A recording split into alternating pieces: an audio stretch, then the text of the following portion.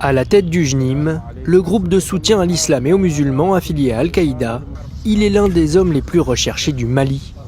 Militaires français, maliens, mercenaires russes, tous sont tentés de le capturer depuis des années, en vain. Membre de la tribu Touareg des Iforas, né en 1958, Yada Grali fait ses premières armes sous l'uniforme de la Légion islamique de Mouammar Kadhafi. À son retour au pays à la fin des années 1980, il fonde une rébellion Touareg, le mouvement populaire pour la libération de l'Azawad.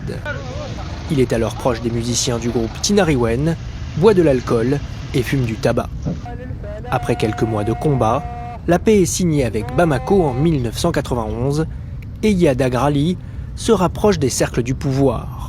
Dans la décennie qui suit, il épouse une vision plus rigoriste de l'islam sous l'influence de prédicateurs pakistanais. Mais ce n'est qu'en 2012 qu'il fait sa mue en chef djihadiste. À la tête du groupe Ansar Dine, il déferle alors vers le sud du Mali. Ses combattants appliquent la charia, coupent des mains et lapident des femmes. Pour ces faits, Yada Grali est ciblé par un mandat d'arrêt de la Cour pénale internationale pour crimes de guerre et crimes contre l'humanité.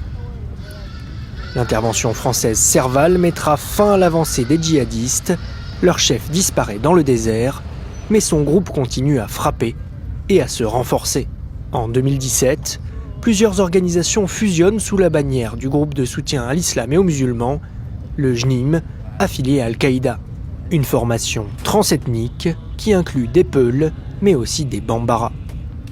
Le vétéran Touareg est choisi pour en prendre la tête. Depuis, Yada Grali et ses hommes n'ont fait que renforcer leur influence jusqu'à menacer l'existence même du pouvoir malien.